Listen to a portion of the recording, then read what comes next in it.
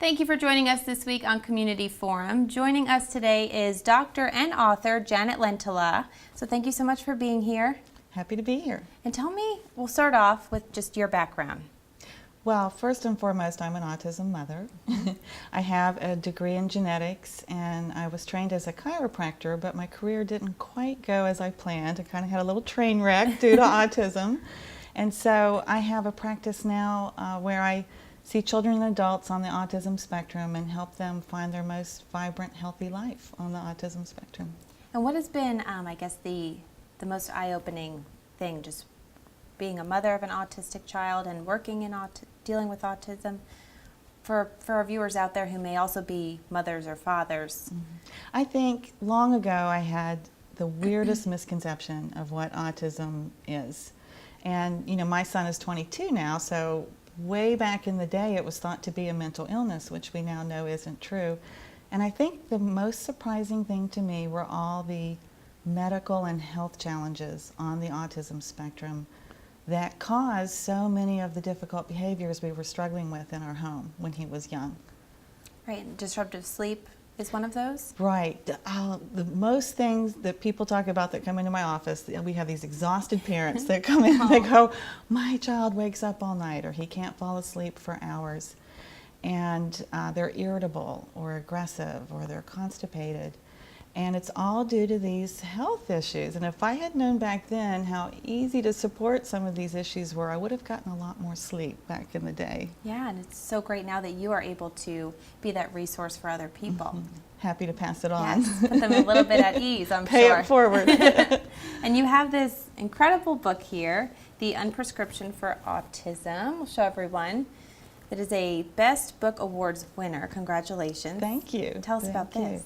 Well, I decided, I've spent years trying to help other autism parents. We autism parents network like crazy, and now that the internet and social media is better, we are always sharing tips. And so I was spending a lot of time on the phone. I finally opened up an office and started trying to help people there, and I realized this is a huge problem. It's very common, these medical issues.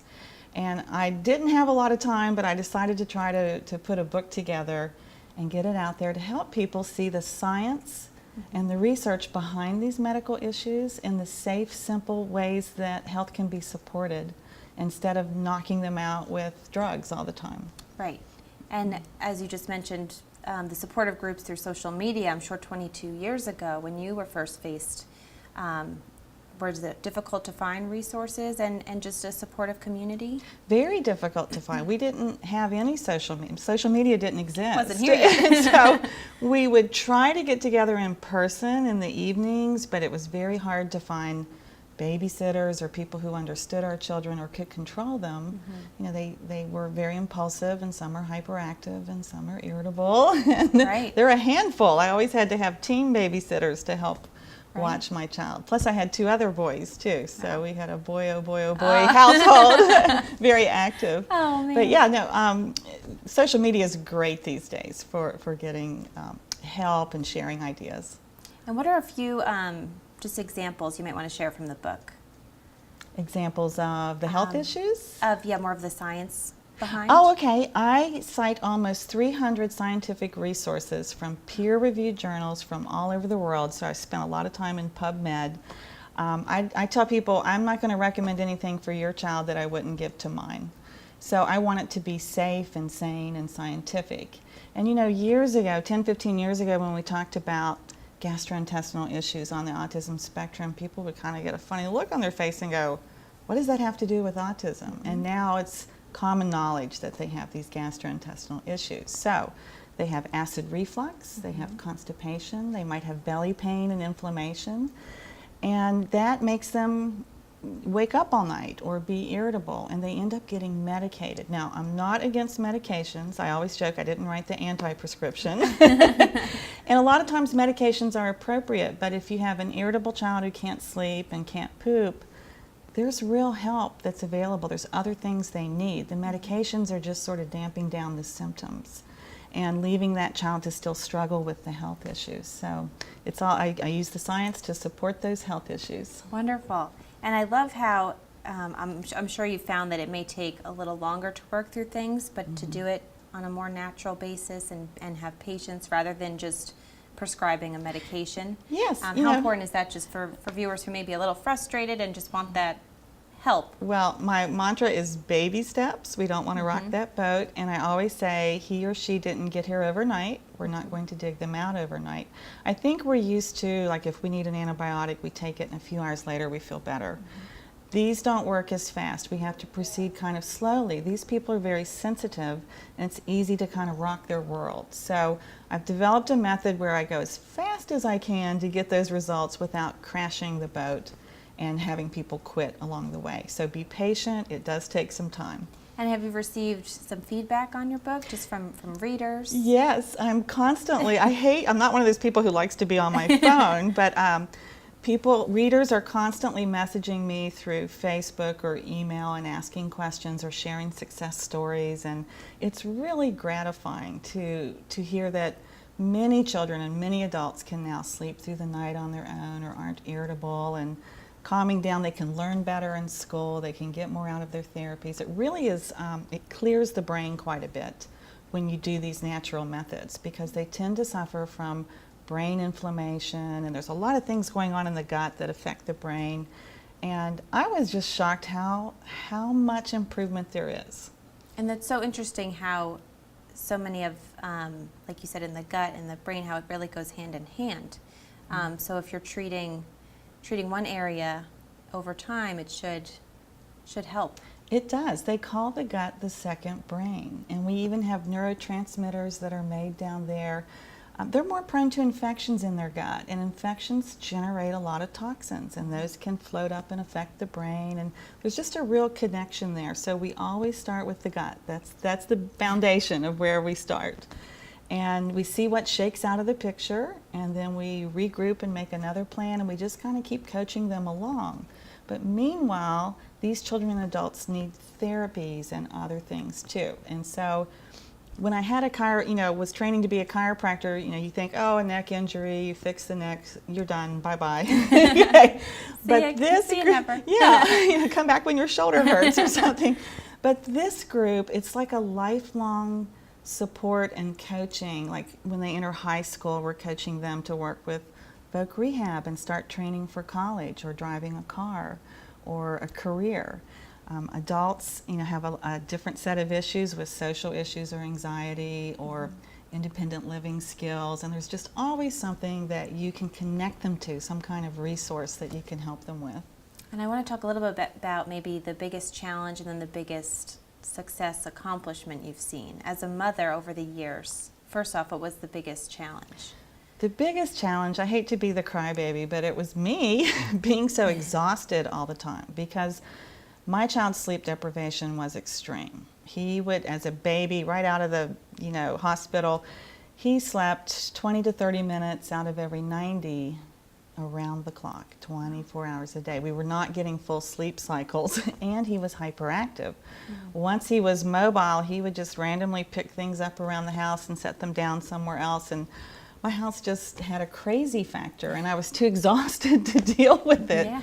And he was irritable and aggressive, and if we sent him to his room, he'd kick a hole in the wall, and it was like, whoa, what kid does that? And I think just learning that all of this, one, that he was autistic because he was so verbal. He wanted everything in 5 languages. Language is a gift for my son. Wow. It's a myth that people with autism, all of them don't speak or lose their language. And so I think the hardest thing was just learning what autism was, and that all of these behaviors were caused by health issues. So the big success story is, now that he's 22, he's a senior in college. He's a good driver. He just celebrated a 1-year anniversary with his girlfriend. Oh, good for him. He's an Eagle Scout and an assistant scoutmaster. He's hilarious. He has, it's a myth that they don't have a sense of humor or imagination. He's probably going to be a radio talk show host or something. He's so funny and so warm and caring. He's reverent. He keeps a prayer journal. And we're just amazed by him every day. So that's the success story. Wow. It's not, we didn't cure autism. He still is on the spectrum, but that he has a great life on the spectrum, and there are no limits to what he can do. That's so amazing. And when he was younger, did you find just having him interacting with kids his own age and having his own support system really helped him come through? He struggled interacting with kids his own age. He missed all the social cues, which is the hallmark of autism. He would see a group of kids playing ball, and he thought he was playing with them, and they were playing with him if he charged in, grabbed the ball, took off running. And of course, they were chasing him almost with pitchforks and torches. They didn't know. And they were angry, but he couldn't tell that he didn't read the nonverbal cues. So he didn't. He thought they were all having a good time. So I would say when he was younger and his brain wasn't as clear, he didn't have the help. I mean, his friends were very kind to him, that he had good friends, but he was hard to deal with. And he's not like that at all now. Oh, that's so wonderful. And like you said, it just takes time and working through. And figuring out those health issues that are clouding the brain or inflaming it or fogging it, and teaching him skills that he was weak in. Right. And I want to touch on a little bit of gluten and casein and their direct correlation with autism. Okay, let me shoot down a big myth. Yeah. Gluten and casein, which are wheat and dairy basically, do not cause autism. And a gluten-free, casein-free diet does not cure autism.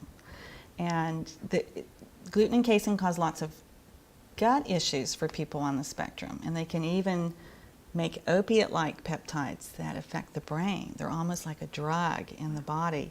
So that diet is very therapeutic. It doesn't cure autism. That's not what our goal is. But boy, does it help the gut and really clear up the brain. So if you have kids that are eating mac and cheese and pizza and nuggets like it's their J-O-B. And there's plenty that do. They're addicted probably to these opiate-like peptides. And you don't have to do the diet. And diets are hard. And in my book, I give an easy way to do it with digestive enzymes that clear the body of these opiate-like peptides. And really a good clearing. A lot of times language will flow, or imagination. I can't promise language, but for those who would have been speaking without the opiates, could really help. It's shocking. They calm down, they sleep better, they learn better. So it's a good tool, but it does not cure autism. Okay. Well, that's just interesting in itself. And we're going to pick up there. We're going to take a quick break, but be sure to stay tuned. Welcome back. If you're just tuning in, we have Dr. and author Janet Lentila here with us, talking to us about autism and her book, The Unprescription for Autism. So thank you again for being here. Happy to be here. And I want to go into a little bit about, you usually hear talk of children with autism, teens and adults. What can you tell us? Children with autism grow up to be adults with autism. And a lot of times services tend to dry up as your child turns 18 or 21. But I'm on our state's Rehabilitation Council, and I work closely with the Division of Rehabilitation Services, and there's this awesome program everybody needs to know about in high school. It's for grades 10, 11, and 12. It's for students with a disability, but it's pre-employment transition services to help them prepare to go on to college or employment or vocational school. They have summer camps. They have programs in the high schools a lot of time. They'll teach them interview skills or how to fill out a job application. They have job shadowing opportunities. They have so many things. It differs from county to county, but because of privacy issues, they don't always approach the family. You don't get a phone call going, hey, I think Billy or Cindy would benefit from this program. They send home flyers, but you know how that backpack is like a black hole. Like nothing ever comes out of that backpack. Very bottom. So if you have a child on the spectrum who's in 10th, 11th, or 12th grade, ask to speak to the VOC rehab counselor at the high school. And if they don't have one at the high school, they'll put you in touch with one and you can get the ball rolling. But it's an awesome set of services, and it's only available in 10th, 11th, and 12th grade. And it really helps prepare teens for whatever they choose to do. They might go straight to work or go on to college or say, I think I'm better with vocational school. And I always want to tell people, don't assume your teen will not drive. They may have anxiety. There are specific barriers to driving on the spectrum. But start talking early about driving and give them lots of time. They don't have to get it at 16. But as an adult, if they can't drive, they might have a very lonely, limited existence and can't get to the doctor or the grocery store or to go out with friends. Every day. So they don't have to be a long-distance trucker, but they need to get around town and be able to drive. So use those services in high school, including driver's ed. That's an incredible resource. And yes, everyone should definitely be sure to take advantage of that. I want to talk too about the fog of health issues that most people don't realize is being experienced. You know, one of the things that we autism parents have said to us is, your child doesn't look autistic. And there isn't a look to autism. In fact, my son would look just like the students next to him. And, you know, if he gets a job, he's going to look just like his colleagues. There is no look. And yet, invisible to the eye, that person on the autism spectrum may be struggling through this massive, you know, burden of health issues. The brain inflammation, anxiety, sensory issues. They have more colds and allergy and asthma, so they often don't feel well. They have more depression and mood disorders. They have belly pain, constipation, acid reflux, sensory issues. So many things that they're having to work through. As part of those sensory issues, here's a little secret that I love to tell people about.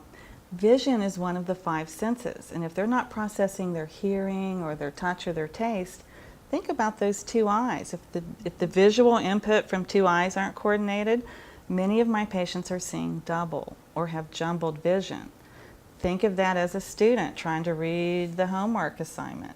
So what we hear is, oh, he knows how to do it, but he's just lazy. He'll do it if he feels like it. Or, you know, she's a lazy student. And that's a tip-off. Your child may not be seeing correctly and needs something called a developmental optometrist or vision therapy.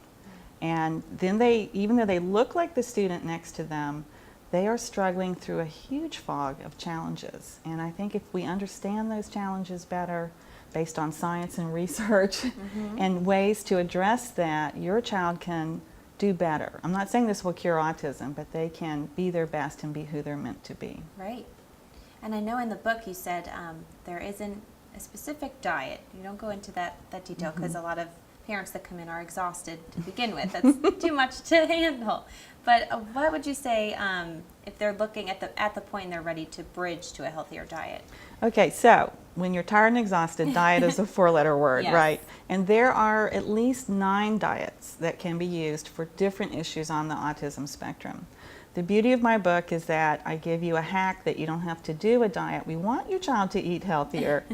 But a lot of times they are addicted. Remember when I said they eat mac and cheese and drink milk and you know the gluten in the case, and they're almost addicted to them. Once we use special digestive enzymes to wean them off of that, we call it the broccoli effect. All of a sudden they're willing to try new foods, and like parents go, I about fell out of my chair, he ate broccoli. You know? If they don't, they might have some sensory issues. But we can use this cheat with the enzymes to bridge to a healthier diet. And so if the child's going to try new foods, I say put new foods on the table, put them on the plate. Always we want to go more natural, more organic, less processed, less brightly colored with colors not found in nature. Right. But yeah, it can be used to bridge to a healthier diet. And then if you have a better nourished child and a better nourished brain, they're going to excel even more. And I want to backtrack a little for maybe people who are just tuning in who missed the beginning. As far as now with the world of social media and all the information that's available and support groups, how important have you seen that to parents that are coming in your clinic? It's absolutely essential. Years ago, before social media, when they came in and I started telling them about the gut issues or the health issues, it was brand new information and it took a long time to explain it. Because there's a lot of issues. And now with websites and the internet and social media and parents sharing, I am seeing a much savvier group come in. Most of them know exactly what's going on with their child. They just need it to be confirmed and know how to support it. And so I think it's been great for just education, and children are getting help earlier. I'm seeing children get diagnosed earlier and get help earlier, and that's the key. That is. And I also want to, I'm sure you've maybe found, aside from their children or teens or adults who have autism, do you find that the parents need just their own set of support? Because like Yes. you said, you were just exhausted and overwhelmed, and I'm sure you needed your own outlet. Yes, in fact, people who weren't part of an autism family or knew someone would just look at me as some spineless whiner that wasn't disciplining my children correctly. You know, they don't respond to typical discipline like other kids do. But it's so nice to communicate with families that know exactly what you're going through. A lot of readers go, did you have a camera in my house? Like you were describing exactly what's going on in my house. And so you can't replace that, component of sharing, is that we really get it, we understand. Mm-hmm. And also, we're going to show the book one more time. It's The Unprescription for Autism, which was the Best Book Awards winner. So one more time, if you could go through what we can find and expect from this book. This book will walk you through the health issues of the autism spectrum, the basic ones. Mm-hmm. It will explain the science behind it. People call it their light bulb moment. Now they get it why their child does certain things. I share all my basic protocols from my clinic step by step. In the back, I give resources, my favorite companies and brands and supplements that I like, how to find a doctor, how to get a diagnosis. So really, it's the first pass at restoring vibrant health to your child or adult child on the spectrum. And for viewers or caretakers, parents and caretakers, who may be dealing with autism for the first time, and they're not sure where to start to begin to get help, what would your advice be? My advice, well, nowadays pediatricians are screening at the 18 and 24-month well child visits, but start with the pediatrician, start with the MCHAT. That's a little questionnaire that kind of screens for autism. Mm-hmm.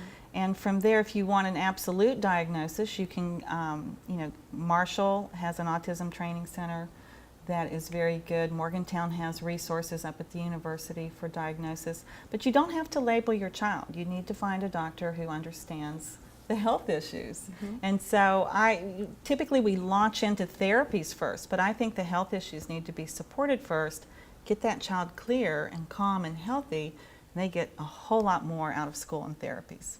And just medically speaking, would it be great for parents to get second opinions if they're maybe not comfortable with the first doctor they see? There is no litmus test for autism, but if they can get the diagnostic testing, sometimes you can go to a clinical psychologist and get comprehensive psychological testing. Mm-hmm. Because autism's a package deal. It's not pure autism. There's going to be ADHD and sensory issues and anxiety and things like that. So comprehensive testing is key to understanding all of your child's issues, but also listen to your intuition, parents. You know that child better than anyone. So even if you don't agree with the doctor, yes, pursue a second opinion or something if your intuition is telling you there's more there. And we know you are an incredible doctor and author, but I want to, just for anyone who's tuning in, you are a mother of an autistic son. Mm-hmm. So tell me again, just your experience and a little bit of your background. Well, I was 8 months pregnant when I graduated from chiropractic school, and I was salutatorian and summa cum laude, and I'm not bragging, I'm just saying I was expecting a rather bright career, but then 1 month later that whole world crashed, and I had a baby that didn't sleep for years, and I was exhausted, and our home was very chaotic, and there was a lot of screaming and yelling. He was very irritable. We didn't, my husband's a medical doctor, and neither one of us were prepared for this highly verbal, hyperactive child. That's not what we thought autism was. So we actually diagnosed late. But I started going to every conference I could find as a parent. Mm-hmm. And then because of my scientific background with the genetics degree, I found I could translate it for my friends who also had autistic children. And so I was doing a lot of teaching and hosting workshops, and then the workshops got so big I finally just opened an office. And now we see patients from 14 states. Wow. And again, I donate my time there. We're just trying to help people know how to help their child or their adult child feel better. We don't cure autism. We try to connect them with great therapists and great resources. We're not all they need. We just handle the health issues. They're still going to need other supports and therapies, and just trying to find their best life on the spectrum. And what are just an example of some of those additional resources? Well, the developmental optometrist is a big one, and vision therapy, speech therapy, occupational therapy, applied behavior analysis is fabulous. Morgantown has a great center for that. Music therapy, swimming, sensory issues. I mean, there's just a lot of things you can do. Sometimes you have to hook them up with a driver's ed teacher.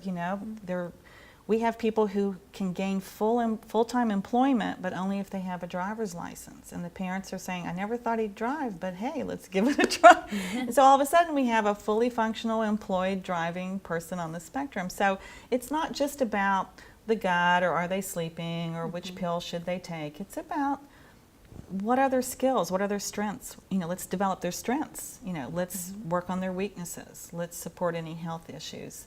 And they can take advantage of any opportunity that comes their way. There's something called the never day, when the doctor sits you down and tells you what your child will never do. He'll never do that, never, never, never. Throw that in the trash can. Your child can do anything they want to do if their health issues are supported and they find the right therapies. That's awesome. And I want you to leave our viewers with just your maybe vision or hopes for the future of treatment for autism.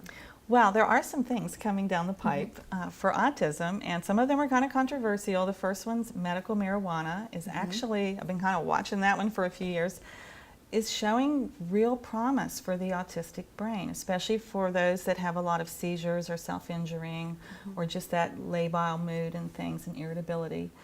Something called TMS, transcranial magnetic stimulation, that Harvard has been working on, that magically helps them read the nonverbal cues that we give off. Like when I look at you and give you my mean face, right. I'm mad, but a person with autism might not. That's about, that gesture I just made makes as much sense as if I went, it means nothing to them. But with TMS, it appears they may be able to regain the ability to read nonverbal cues. Okay. And then the last one's kind of a bit of an ick factor, but fecal transplants.